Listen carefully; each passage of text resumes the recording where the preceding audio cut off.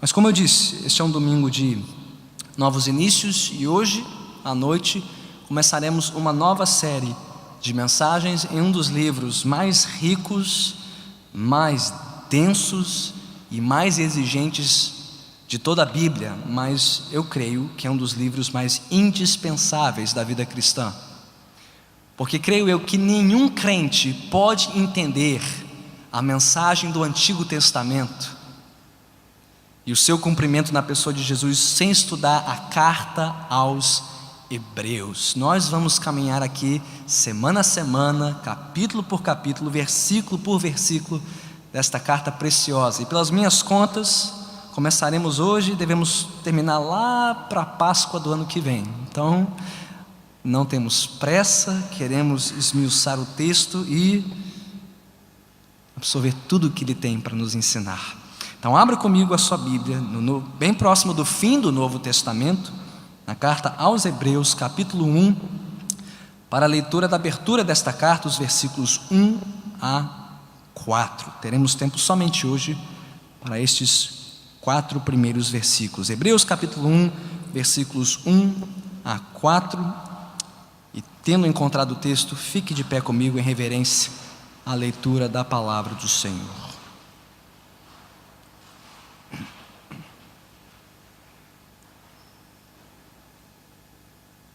Diz assim a palavra de Deus, conforme registrada na carta aos Hebreus, capítulo 1, versículo 1. Há muito tempo, Deus falou muitas vezes e de várias maneiras aos nossos antepassados por meio dos profetas. Mas nestes últimos dias, falou-nos por meio do Filho, a quem constituiu herdeiro de todas as coisas e por meio de quem fez o universo. O Filho é o resplendor da glória de Deus e a expressão exata do seu ser, sustentando todas as coisas por sua palavra poderosa.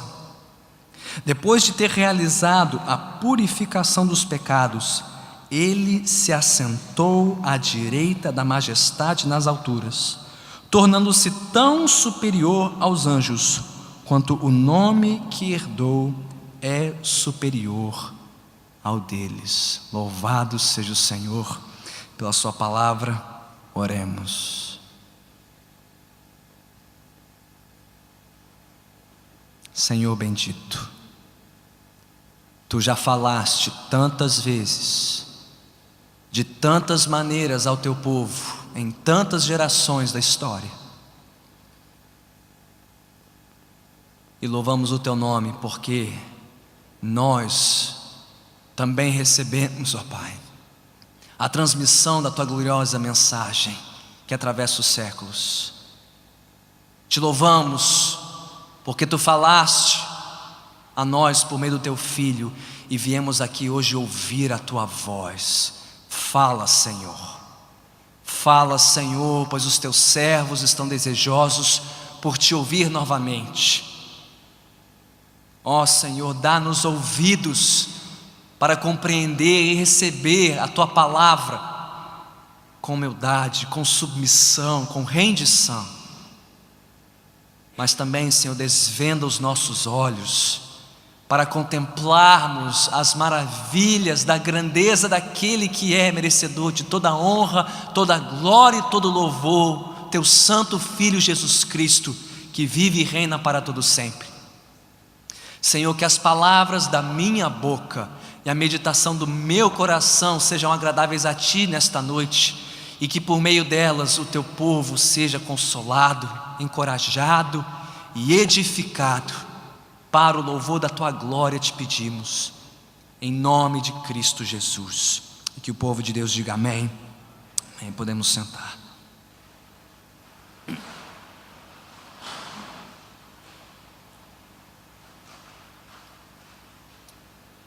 A nossa curta vida nesta terra não é apenas repleta de decisões, ela é definida pelas decisões que tomamos. Todas as decisões que tomamos nesta vida são importantes, mas algumas delas são mais importantes do que as outras. Com quem casaremos? Com quem constituiremos uma família? Como criaremos os nossos filhos, a próxima geração da nossa casa? Como investiremos os anos mais produtivos desta vida dura e curta? E por fim, a quem entregaremos a herança de todo o nosso trabalho, de todo o nosso esforço ao longo desses anos? Estas são as maiores decisões, algumas das maiores decisões que precisamos tomar ao longo da nossa jornada. Do hemisfério ao norte ao hemisfério sul, do ocidente ao oriente, a igreja também está diante de uma decisão tremenda. E não é a decisão sobre que estilos de culto devemos adotar ou não, que estratégias missionárias devemos priorizar ou não, ou que agendas devemos abraçar. Há uma decisão mais importante pesando sobre a igreja por todo o mundo em nossa época, e é a seguinte: a quem a igreja ouvirá e quem ela seguirá? A voz de Deus ou a voz do mundo? Em países onde a igreja está sendo perseguida, cristãos estão se perguntando a quem eles devem ouvir mais: ao Senhor Jesus Cristo ou aos governantes que lhes oprimem, que lhes confiscam os bens, que ameaçam a sua vida e tiram a vida dos seus entes queridos? O que importa mais, ouvir os conselhos de Deus ou os conselhos de familiares que dizem: se você se converter e seguir a Jesus, você está riscado da herança, riscado da família? A sobrevivência da igreja em países como a China, Afeganistão, Sudão, Coreia do Norte, Iraque, Síria, depende desta decisão. Mas nós que fazemos parte da igreja livre, estamos diante de uma decisão tremenda também: se nós ouviremos mais a voz de Deus ou a voz deste mundo, especialmente em tempos de pluralismo religioso e relativismo moral. O que é isso, pastor? Esta ideia, esta forma de pensamento que diz: não, todos os caminhos levam a Deus. Jesus Cristo é um dentre muitos caminhos possíveis e aceitáveis, mas Ele não é o único caminho. A igreja no mundo livre hoje sofre enorme pressão para acomodar a sua pregação a este sentimento de tolerância religiosa, este pensamento do politicamente correto.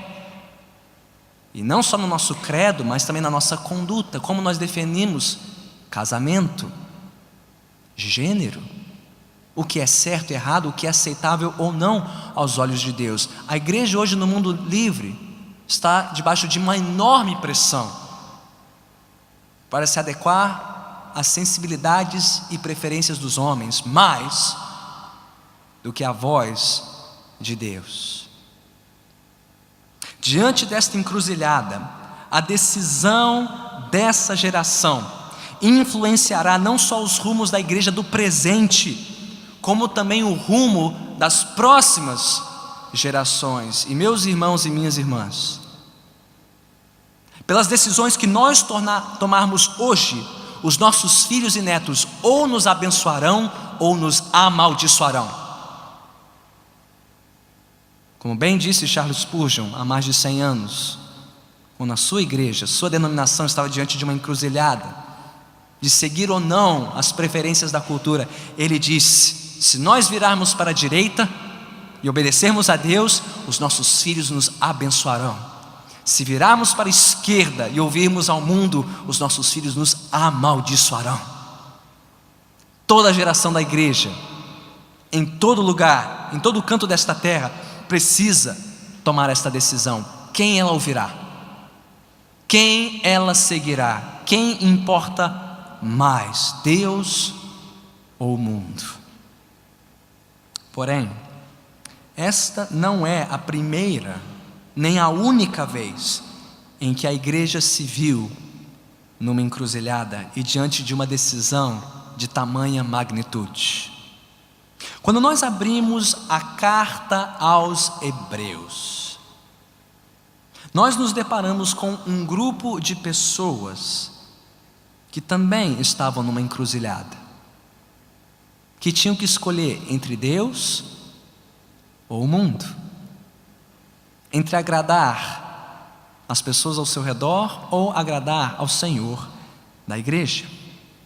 Como indicado pelo título antigo desta carta aos Hebreus, muito provavelmente os primeiros leitores eram cristãos de origem judaica, ou seja, cristãos que nasceram no judaísmo, de origem judaica, mas que em algum momento se converteram ao cristianismo e que pagaram um alto preço por tomarem essa decisão. Nós sabemos disso porque, com o andamento da carta, lá no capítulo 10, o autor fala aos seus leitores como eles foram rechaçados, tiveram seus bens confiscados, sofreram quando se converteram ao Evangelho. E o autor quer mostrar, principalmente, a partir da mensagem do Antigo Testamento, muito querida do judaísmo, dos judeus, ou seja, dos de origem hebraica, que eles deveriam continuar pagando este preço.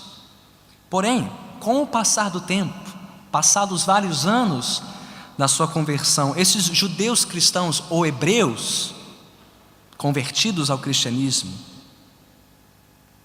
tiveram que pagar um preço cada vez mais alto e mais custoso para manterem-se fiéis a Cristo. Isto porque a oposição à igreja no Império Romano cresceu. Sabemos disso porque ouvimos falar no final desta carta sobre prisões, sobre sofrer até o ponto de derramar sangue.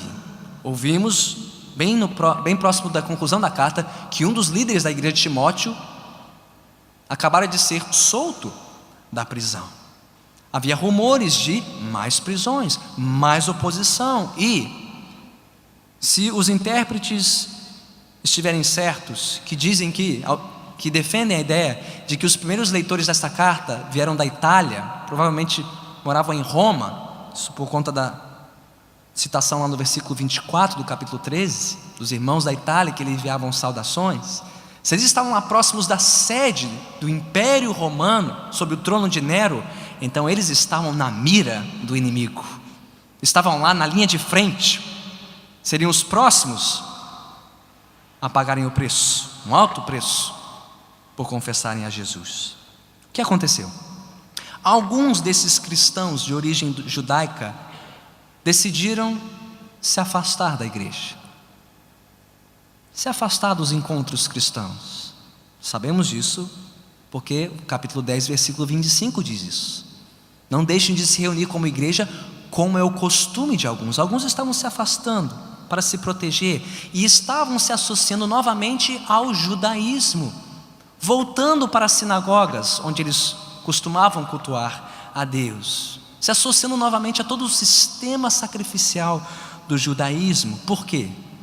Porque, diferente do cristianismo, o judaísmo era uma religião aceita pelos romanos, era uma religião lícita, não perseguida. Já o cristianismo, não. E muitos desses judeus cristãos estavam diante de uma decisão semelhante. A quem recorrer? Que caminho tomar? Permanecer fiel a Jesus e pagar o preço por isso? Ou voltar para o antigo judaísmo de onde vieram, para se protegerem e guardarem a sua própria vida? Se você estivesse no lugar deles, o que você faria?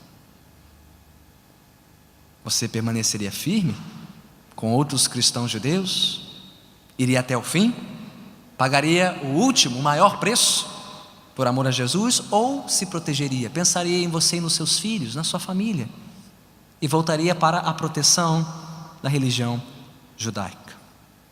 Foi nesse momento de decisão que um dos irmãos conhecidos desse grupo, embora anônimo para nós: pastor, quem escreveu esta carta? Eu não sei. E nós nunca saberemos nesta vida. Por quê? Porque o autor não se identifica. Por quê, pastor? Só podemos imaginar. Talvez, se o contexto é de perseguição, o autor quer se proteger, não quer revelar o seu nome, para não ser conhecido das autoridades. Mas o nível de conhecimento que ele tem dos leitores mostra que era alguém conhecido do grupo. Talvez Paulo, é o que diz a maior parte da tradição cristã. Talvez Barnabé, companheiro de Paulo na sua primeira missão, como defendeu Tertuliano. Talvez Apolo, como defendeu Lutero, ou até Lucas, que foi a tese de Calvino. Quem escreveu? Não sabemos. Mas este irmão e um possível líder do grupo decidiu interpelar os seus leitores neste momento crucial de decisão. Por quê? Apesar de ausente, afastado do grupo, talvez por motivo de fuga, de oposição romana, ele lhes enviou o que os intérpretes chamam de um sermão epistolar, uma pregação em forma de carta. Quando nós lemos a carta aos Hebreus, soa como uma pregação. Tem todos os requintes de uma pregação: ensino e apelo, doutrina e prática. E o próprio autor fecha a carta lá no capítulo 13, versículo 22, dizendo que lhes enviou uma palavra de exortação, ou seja, de encorajamento. Com que propósito? Por que o autor aos Hebreus escreveu esta carta? Para fortalecê-los na fé em Cristo e encorajá-los à perseverança no Evangelho, mediante a superioridade da fé cristã, a superioridade da pessoa e da obra de Jesus. Este é um tema recorrente da carta. Jesus é superior, Ele é maior, maior que os anjos, maior que Moisés, maior que Josué, maior que Abraão. Ele é supremo e por isso merece toda a nossa confiança, obediência e perseverança. A carta então se divide em momentos de ensino e momentos de apelo, como toda boa pregação. Mas podemos dividir de maneira rude a carta em duas porções principais.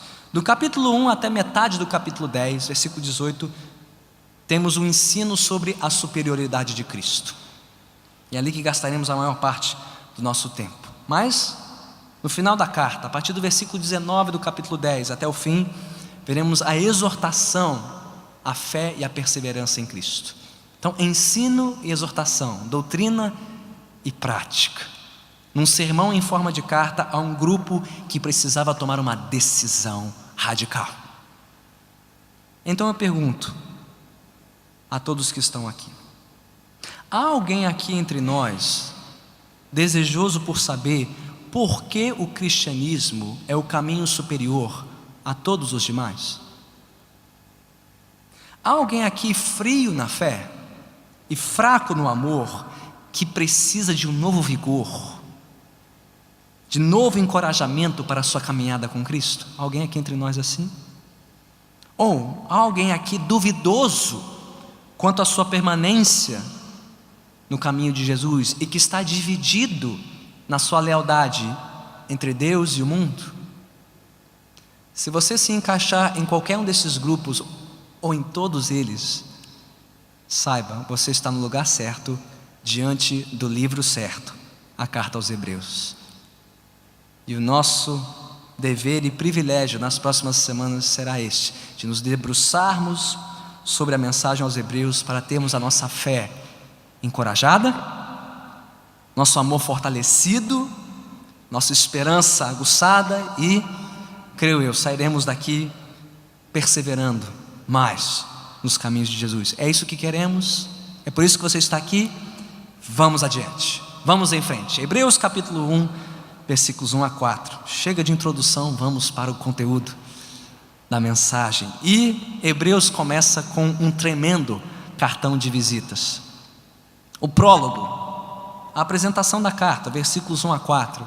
E nós temos aqui nestes 4 versículos, pasmem, toda a mensagem do livro compactada. Todos os principais temas do livro estão aqui, já nestes 4 primeiros versículos, que falam sobre a revelação suprema de Deus no seu Filho. Hebreus capítulo 1, versículos 1 a 4, desejam responder as 2 seguintes perguntas. 2 perguntas que queremos responder nesta noite. Primeiro, como Deus se revelou a nós? Esta é a primeira pergunta. O autor a responde no versículo 1 e na primeira metade do versículo 2. Como Deus se revelou a nós? E segundo, quem é esse Filho por meio de quem Deus se revelou a nós? Está lá na segunda metade do versículo 2 e nos versículos 3 e 4. O texto se divide naturalmente nessas 2 partes. Como Deus se revelou a nós e quem é esse Filho por meio de quem Deus se revelou a nós. Vamos responder a primeira pergunta. Olhe comigo para o texto. Hebreus 1, 1 e 2. Como Deus se revelou a nós? Qual é a resposta do autor? Há muito tempo, Deus falou. Deus falou. Deus não foi descoberto. Deus não foi alcançado por meio das práticas religiosas dos homens, como dizem as religiões antigas do mundo. Deus não foi sonhado, imaginado, inventado, concebido pela mente humana, como dizem as ciências sociais modernas. Não, Deus falou. Nós não revelamos Deus, Deus se revelou a nós. Nós não fomos à caça de Deus, Deus veio ao nosso encontro. O homem não fabricou Deus, não criou Deus, Deus é quem nos criou e falou conosco. Essa é a distinção mais clara da pessoa de Deus em toda a Bíblia. Os autores do Antigo Testamento dizem isso, como o salmista, no Salmo 115, quando compara o verdadeiro Deus com os ídolos das nações. Ele diz: os ídolos das nações têm olhos, mas não veem, boca, mas não falam, pés, mas não andam. Eles têm aparência de vida, mas não têm vida, porque eles foram criados, fabricados pelos homens. Eles foram vistos, mas eles não têm voz, porque não têm vida. O Deus verdadeiro tem vida, porque Ele tem voz, Ele falou, Ele criou tudo pelo poder da sua palavra. Deus falou. É uma das afirmações mais radicais de toda a Bíblia, desde Gênesis capítulo 1. E poderíamos falar muito mais sobre isso, mas o propósito aqui é este, da passagem. Se Deus falou, Deus quer ser ouvido. Se o seu filho chegar em casa, ou ao caminho de casa, souber que papai quer falar com ele, o que passa pela cabeça do filho? Meu pai quer falar comigo. Ou você recebe um recado dizendo: olha, sua esposa está te aguardando em casa para uma conversa. Maridos, pais, vocês sabem que essas são notícias que já nos preparam o espírito, já nos fazem pensar: o que aconteceu? O que vem por aí? Como é que vai ser essa conversa? Deus falou. Se Deus falou, Deus quer ser ouvido. E se Deus quer ser ouvido, Ele merece ser ouvido. Todos nós devemos ouvi-lo. Deus falou. Como? O texto responde: há muito tempo, Deus falou muitas vezes e de várias maneiras aos nossos antepassados por meio dos profetas. Há muito tempo, Deus falou muitas vezes e de muitas maneiras. O Antigo Testamento fala dessas muitas maneiras, dessas muitas ocasiões em que Deus falou. Abrimos o culto lendo o Salmo 19, Deus falando a nós por meio da sua criação. Os céus declaram, anunciam, proclamam a glória do Criador. Deus fala por meio da sua criação. Salmo 19. Deus fala por meio da história, dos seus feitos. Salmo 105, Salmo 106. Mas Deus falou especialmente por meio dos seus mensageiros inspirados e autorizados, os profetas do Antigo Testamento. Às vezes em sonho, às vezes em revelação, e às vezes por inspiração direta da sua mensagem. O autor aqui deixa isso muito claro. Há muito tempo, Deus falou, muitas vezes e de várias maneiras, aos nossos antepassados por meio dos profetas. Por que ele diz isso desta forma? Lembre-se, ele está escrevendo para quem? Cristãos vindos de onde? Do judaísmo, pessoas que cresceram ouvindo os profetas, ouvindo a leitura da lei, e que reconheciam no Antigo Testamento a voz de Deus. O autor está dando crédito aos seus leitores, dizendo: sim, o que Deus falou por meio dos profetas é importante, tem proveito para os nossos dias, devemos ouvir o que eles têm a dizer. E meus irmãos, se os primeiros leitores desta carta acreditavam que o Antigo Testamento representa a voz de Deus, quanto mais nós cristãos do século 21 devemos dar importância devida ao Antigo Testamento. Mas eu temo que muitos de nós desdenham a revelação dos profetas.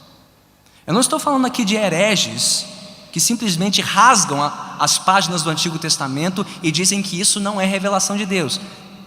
Tem pastores e pregadores que dizem isso. Eu não estou falando sobre isso. Eles são hereges, birutas, malucos, doidos. Porque o texto é muito claro. Deus falou por meio dos profetas. É Deus quem fala nas páginas do Antigo Testamento. Mas há muitos cristãos que reconhecem que Deus falou no Antigo Testamento, mas dizem: não, mas Ele falou mais claramente no Novo Testamento. Se podemos ouvir um pouquinho dos Salmos, um pouquinho dos Provérbios, está bom, está de bom tamanho, mas Levítico, pastor, 1º e 2º Crônicas, quem merece aquelas genealogias? Como assim Deus falou por meio dessas coisas? Meus irmãos, o que disse Paulo ao seu jovem discípulo Timóteo? Toda Escritura é inspirada por Deus. Diga comigo: toda Escritura é inspirada por Deus. O que quer dizer que toda ela é útil, porque é a voz de Deus. Então devemos conhecer toda a Bíblia. Mas como bem disse J.C. Ryle, ministro anglicano do século XIX, inglês, para ser um cristão completo é necessário conhecer a Bíblia completa. Conhecer parte da Bíblia nos condena a sermos parcialmente cristãos, a conhecermos a voz de Deus em parte. Mas, diz o autor aos Hebreus, Deus falou por meio dos profetas aos nossos antepassados. A mensagem deles é importante e é valiosa, mas ela é incompleta e insuficiente. Por quê? A mensagem do Antigo Testamento é uma mensagem que aguarda o seu cumprimento no Novo Testamento em Jesus Cristo. E não sou apenas eu que digo isso, o autor aos Hebreus diz isso. Há muito tempo, versículo 1, Deus falou muitas vezes e de várias maneiras aos nossos antepassados por meio dos profetas, mas nestes últimos dias falou-nos por meio do Filho. Ou seja, com a chegada deste Filho, e já já o autor dirá que filho é esse, quem é ele? Mas com a chegada do Filho de Deus, chegou a revelação final e completa de Deus ao mundo. Sim, o Antigo Testamento é importante, mas só entendemos a mensagem do Antigo Testamento se entendermos bem a mensagem do Novo Testamento. O que diz sobre o Filho. O Filho é o cumprimento de todas as profecias, de todas as histórias, de todas as instituições do povo de Israel. E aqui o autor já mostrou suas cartas. Porque o que ele fará nos próximos capítulos é isso. Nós ouviremos porções inteiras e extensas do Antigo Testamento. Imagens de tabernáculos, sacrifícios, sacerdotes, a história de Moisés, Josué, Abraão, tudo vindo de onde? Antigo Testamento. E eu estou dizendo, olha, tudo isso aponta para o Filho, Cristo, a consumação desse sistema sacrificial, o autor de uma nova e melhor aliança. O autor já mostrou aqui, a que veio. Ele quer dar crédito à voz de Deus no Antigo Testamento, mas ele quer mostrar, olha, o cumprimento disso está aqui no Novo Testamento, no Filho que Deus enviou, na pessoa e na mensagem do Filho de Deus, Jesus Cristo. Mas pastor, o autor não falou em Jesus aqui. Não, ele falará de Jesus só no capítulo 2, versículo 9. Mas ele já está identificando o Filho de Deus como aquele que se encarnou na pessoa de Jesus, aquele maior que os anjos, que foi feito menor que os anjos, que se encarnou na pessoa de Jesus. Ele e somente Ele é a revelação final de Deus, revelação final e suficiente. Ninguém vem depois de Jesus com uma revelação melhor ou mais completa. Nem Maomé,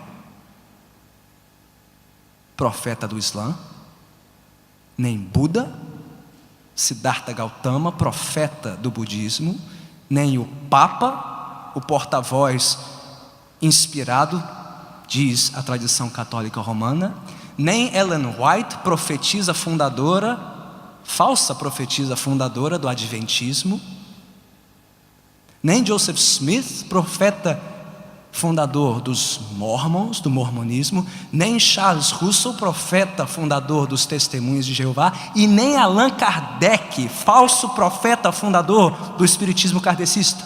Nenhum deles tem a revelação final e suficiente, nenhum deles é superior ao Filho, porque o que Deus falou no Filho fecha a história, encerra o assunto, acabou. É no Filho que Deus falou nesses últimos dias.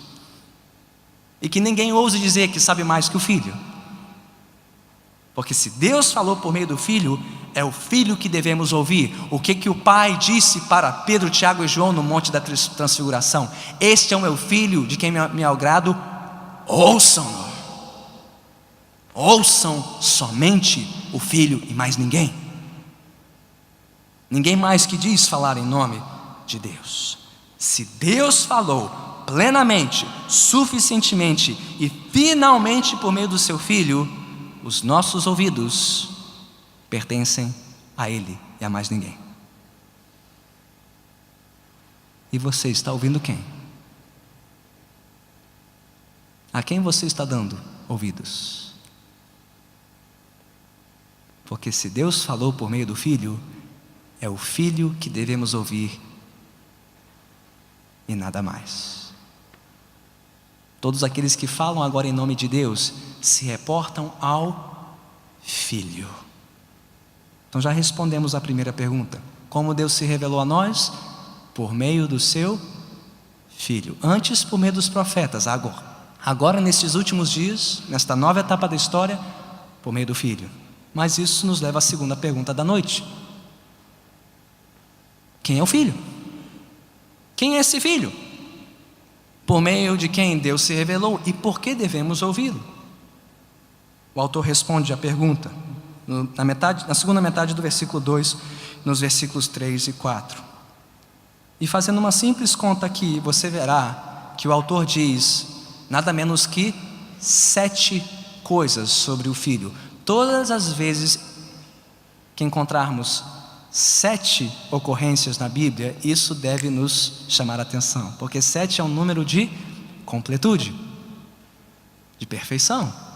Pense no livro de Apocalipse: 7 selos, 7 trombetas, 7 taças, os 7 espíritos na presença de Deus, os 7 chifres, né? Aquele que está assentado no trono, demonstrando o seu poder perfeito.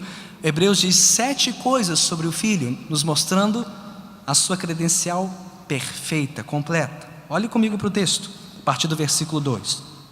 E conte comigo. Mas nesses últimos dias, falou-nos por meio do Filho, a quem constituiu herdeiro de todas as coisas. 2, por meio de quem fez o universo. 3, o Filho é o resplendor da glória de Deus. 4, e a expressão exata do seu ser. 5, sustentando todas as coisas por sua palavra poderosa.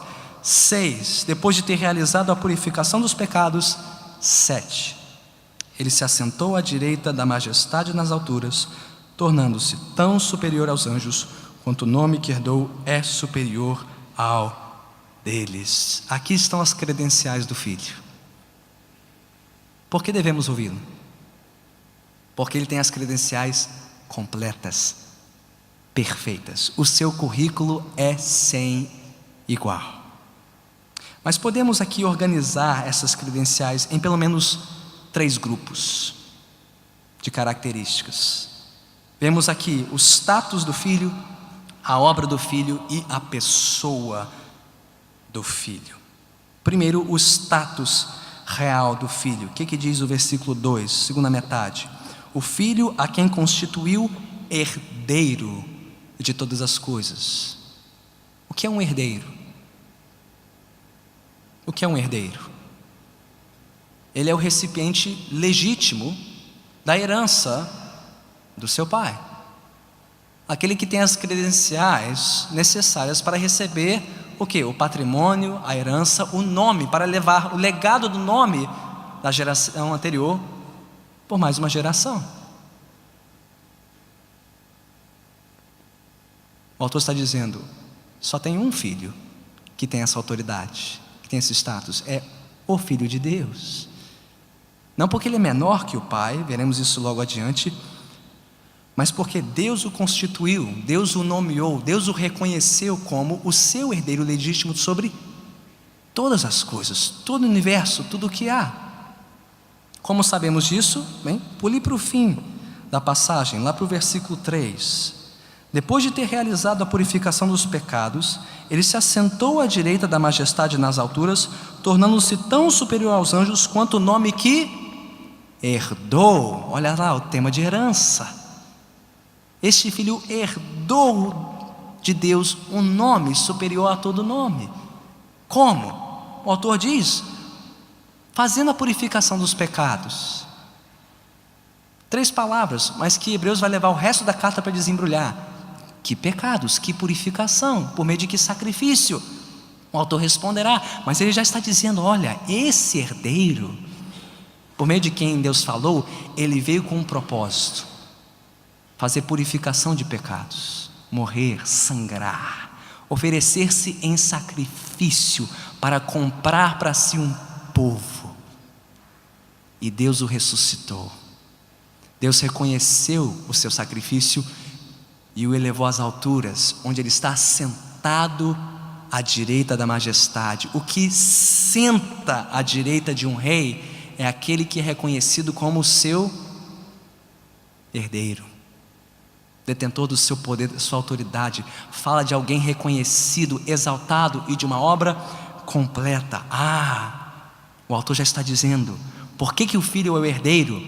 Porque ele veio fazer a purificação dos pecados e depois subir aos céus para reinar, para ser exaltado acima dos homens e acima dos anjos. E só existe um herdeiro assim, é o Filho. Ora, todo leitor do Antigo Testamento conhecia estes tipos, estas imagens que o autor está usando aqui. A imagem de um profeta, de um mensageiro, de um porta-voz. A mensagem de um sacerdote, alguém que oferecia sacrifícios na presença de Deus. A imagem de um rei, alguém assentado num trono. E a imagem de anjos. Todas essas imagens eram conhecidas, mas o que o autor aos Hebreus está fazendo aqui não tem precedente. Ele está dizendo que existe um filho, que é o profeta, o sacerdote, o rei, acima de todos os anjos. E não há ninguém na mesma categoria que ele é único. e acima de tudo, e Deus o constituiu herdeiro de todas as coisas, autoridade sobre tudo que há. Por isso, ouçam-no, ouçam o Filho, porque não há outro herdeiro como Ele. Bem, isso já seria suficiente para que os nossos ouvidos atentassem para o Filho. Mas o autor diz mais. Ele não só o herdeiro real, esse é o seu status, mas a sua obra revela algo ainda maior. Olhe para o versículo, finalzinho do versículo 2. Ele não só constituiu o Filho herdeiro de todas as coisas, mas por meio dele, ele fez o universo. E no versículo 3, no meio, diz que ele sustenta todas as coisas por sua palavra poderosa. Notaram o que o autor fez? Ele foi do status do Filho para a sua obra. O herdeiro que recebeu autoridade e que um dia será reconhecido por todos como autoridade, mas é aquele que desde o início é autoridade, porque ele criou tudo e sustenta tudo. Olha ao seu redor. Olha ao seu redor, tudo, tudo, o chão, o banco, o teto, tudo foi criado pelo Filho. E mais, tudo é sustentado pela sua palavra poderosa. Como é que Deus criou tudo? Pela sua palavra. Como é que Deus sustenta tudo? Pela sua palavra. A sua vida é sustentada pelo poder da palavra do Filho. E basta uma palavra dele para que a sua vida e a minha vida acabem. Como alguém que tira a tomada da parede e interrompe o fornecimento de energia, basta que Deus retire de nós a sua graça e acabou. Ele não é só o herdeiro, ele é o Criador. E não é apenas o Criador, ele é o sustentador de tudo. O universo não existiria não fosse pelo poder da sua palavra. Ouçam-no. Ele nos criou, a nossa vida depende dele. Ele nos sustenta pela sua palavra, então ouça a palavra do Filho. Pela sua voz ele te criou, pela sua voz ele te sustenta. Ouça a voz de Deus no Filho. Isso já seria o suficiente para ouvi-lo. Hebreus fala mais. Já falou sobre o seu status, sobre a sua obra, agora ele fala sobre a sua pessoa. No miolo do texto, no cerne aqui, ele diz no versículo 3: o Filho é o resplendor da glória de Deus e a expressão exata do seu ser. Nós já poderíamos ter deduzido, a partir do que o autor falou, que o Filho é Deus, não? Só Deus criou, só Deus sustenta, só Deus pode perdoar pecados, só Deus tem autoridade sobre tudo. Mas Hebreus, o autor, quer ser enfático, quer deixar tudo muito claro, muito esmiuçado. Ele não quer deixar sombra de dúvida, nenhuma brecha para que pensemos menos do Filho.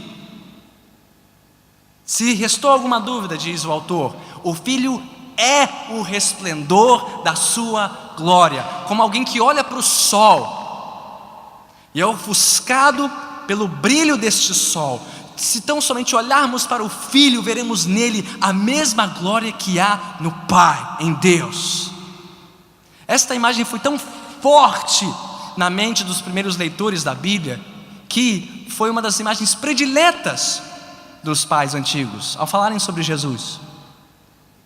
Quem já estudou um pouquinho de história da igreja sabe, um dos mais antigos credos da igreja, o credo niceno, diz que Jesus é verdadeiro Deus de verdadeiro Deus, luz de luz.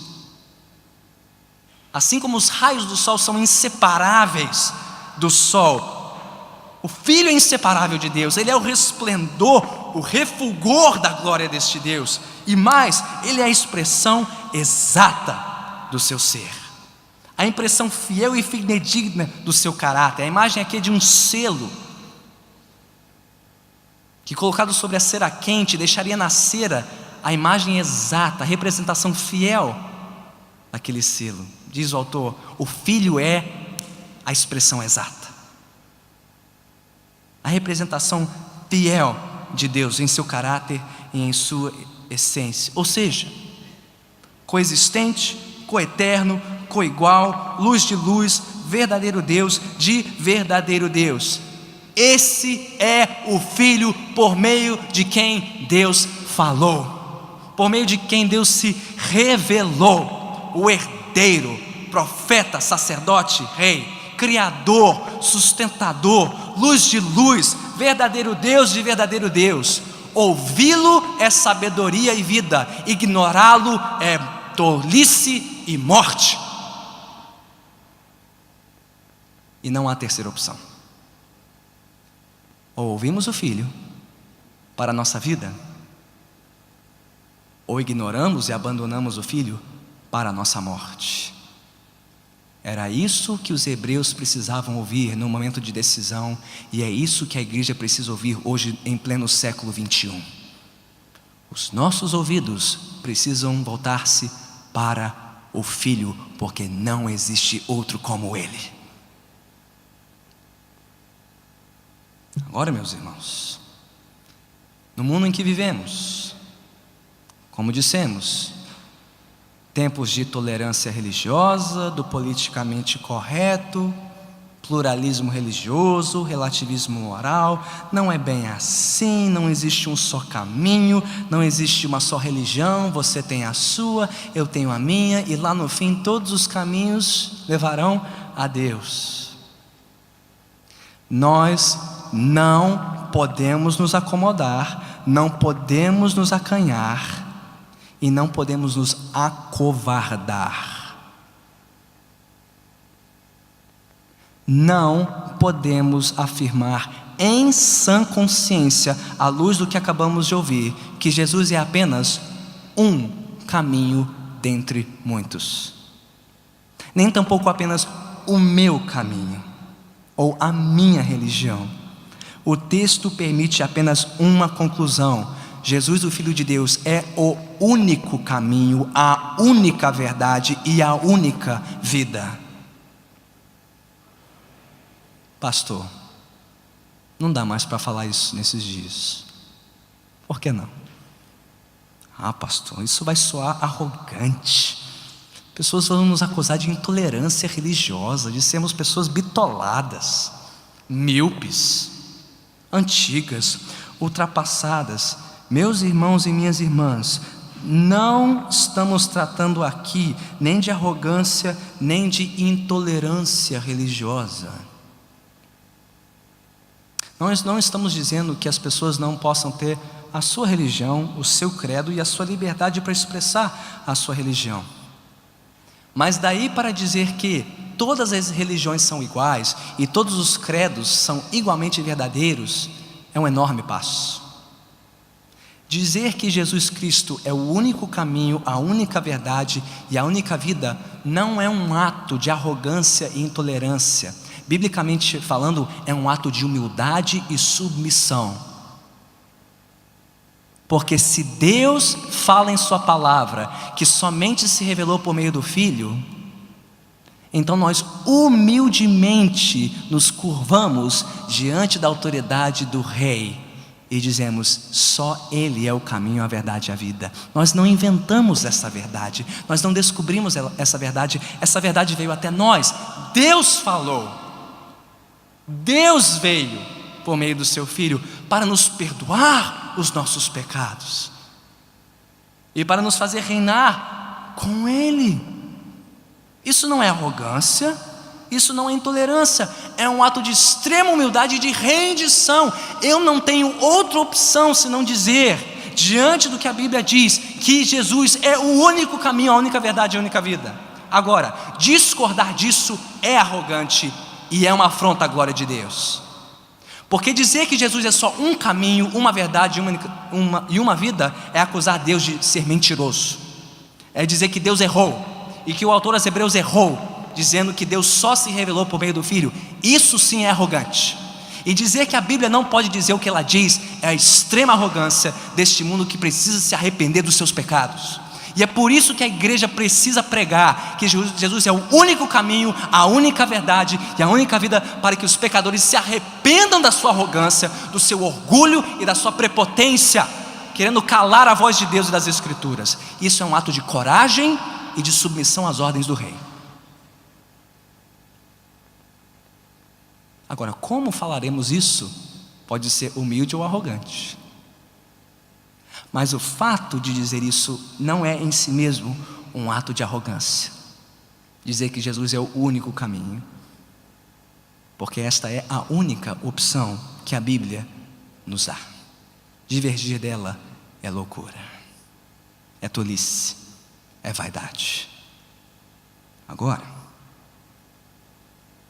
se houver entre nós alguém que jamais rendeu a sua vida a Jesus, ouça-me com muito cuidado agora. Se você pensa que Jesus é apenas um caminho, uma verdade e uma vida possível, você precisa se arrepender hoje do seu pecado. Deus te ordena na sua palavra que você se arrependa do seu orgulho.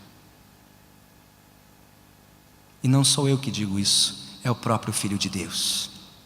O resplendor da glória de Deus, a expressão exata do seu ser, aquele que te criou, aquele que sustenta a sua vida pelo poder da sua palavra, que te dá fôlego de vida pela graça e misericórdia dele somente, aquele que te trouxe com vida para este lugar, para ouvir a voz dele nas sagradas escrituras, aquele que veio subir na cruz para morrer pelos seus pecados, pela sua rebeldia, para fazer a paz entre Deus e a sua alma. Ele te ordena: pare de ignorá-lo, pare de rebelar-se contra a sua revelação, renda-se a Ele para a salvação da sua alma. E não sou eu que digo isso, é o Filho de Deus.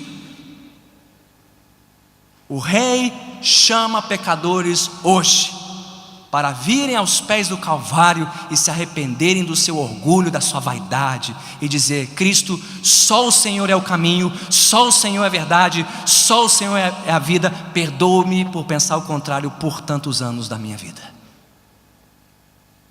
E se você fizer isso, pela graça de Deus que opera na sua alma, porque isso é graça, não é mérito, só Deus pode fazer isso no seu coração. O Filho promete perdoar os seus pecados hoje. Você pode sair por essas portas com a sua alma lavada e perdoada no sangue do Cordeiro, para viver agora debaixo da autoridade de um outro rei, que te mostrará o caminho que você deve seguir e o preço que você terá que pagar daqui em diante. Como nós dissemos, meus irmãos, no início desta mensagem, a nossa vida é repleta de decisões. E a nossa vida é definida pelas nossas decisões. E a maior e mais importante decisão que alguém pode tomar nesta vida é esta: eu vou ouvir a voz de Deus no Filho ou não?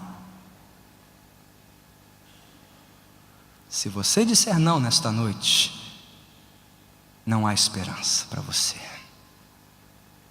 Mas se você disser sim, a revelação de Deus no Filho, Ele te receberá, Ele te perdoará, Ele te dará uma nova vida, uma nova razão para viver debaixo da autoridade e do comando da sua voz.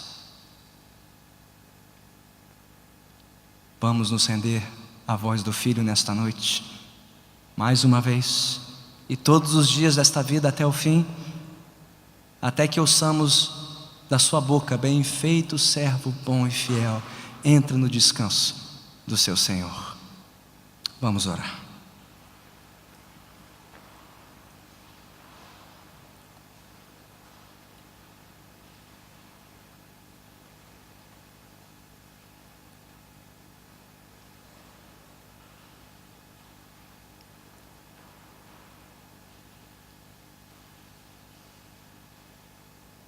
Obrigado, Senhor, porque a Tua voz chegou até nós. Tua voz que criou todas as coisas, Tua voz que sustenta todas as coisas, é a voz que nos fala hoje por meio do Filho e do Teu santo e glorioso Evangelho. Ó Senhor, e se ouvirmos a Tua voz nesta noite, que não endureçamos o nosso coração,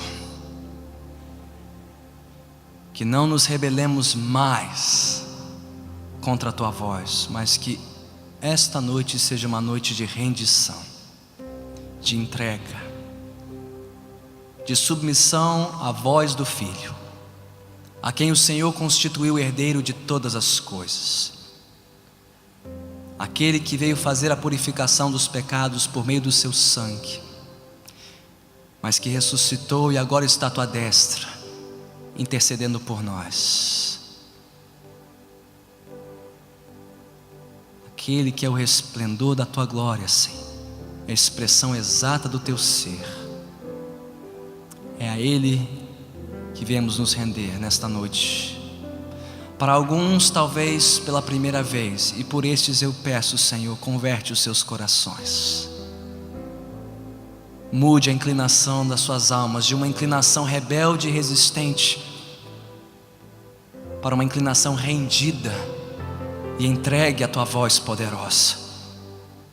Mas não só por esses, mas por aqueles que estão duvidosos, divididos entre Ti e este mundo, que a Tua voz hoje nos coloque no nosso devido lugar